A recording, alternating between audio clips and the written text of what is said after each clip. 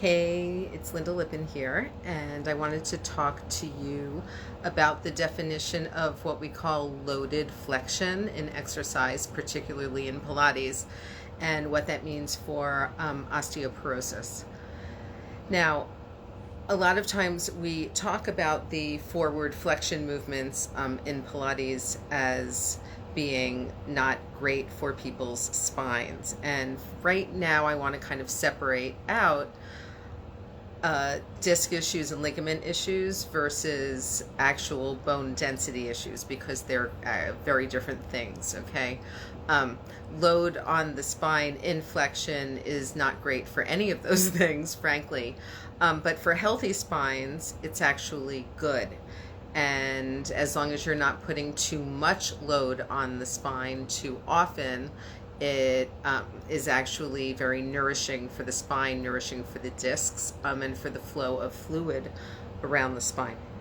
So don't be afraid of flexion in Pilates. However, for folks with low bone density, and when you think about low bone density or osteoporosis, I want you to picture the inside of a sponge. And sometimes, you can get an all-natural sponge that has huge holes and just large amounts of space within it. And that's kind of what the inside of our bones look like when we have osteoporosis. So it literally weakens the bones. You get spaces in the bones that shouldn't be there, and the bones are more likely to break. Load on the skeleton or load on a bone can come from a number of places. We do get some load into our skeleton from gravity and our body weight, which is a result of said gravity. We also get load onto our bones when we do things like fall, and that's why sometimes if we fall and we fall on a bone in a weird angle, or we drop something on a bone, that bone sometimes can break. Some of you may remember several years ago when somebody ran over my left big toe and crushed it. And that's a load onto the bone that breaks the bone.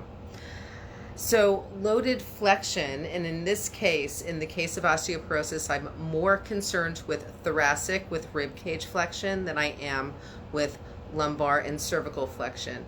Lumbar and cervical flexion can be an issue for a number of problems with back pain.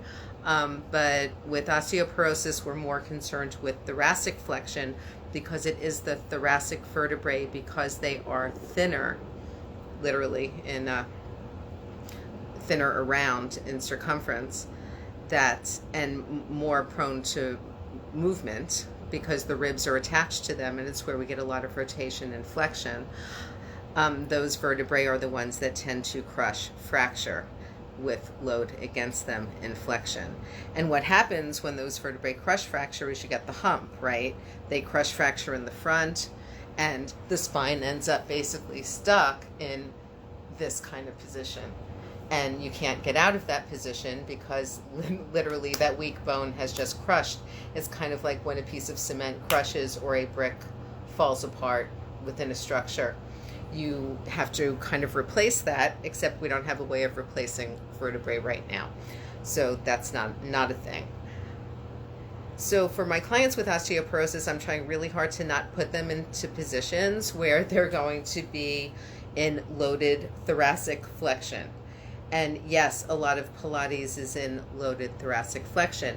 If you think about the fact that you're talking about load from gravity, so that's anything where you're standing up and rolling down and really flexing through the spine as opposed to hinging from the hips, okay?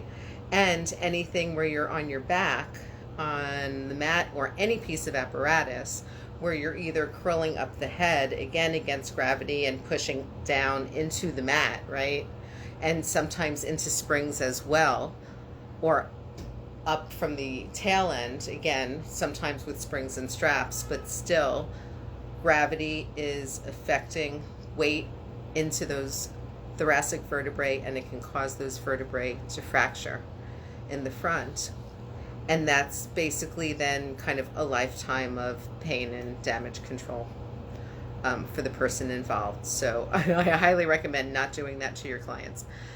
Now, Loaded flexion happens so much, and it's a bigger problem because people have bad posture, people are sitting a lot, and people generally don't do a lot of exercise anymore. So encourage your clients to exercise as much as they can.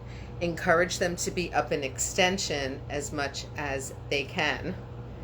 And please, please, please modify Pilates exercises to keep your clients' spines, particularly their thoracic spines, not in any kind of loaded flexion.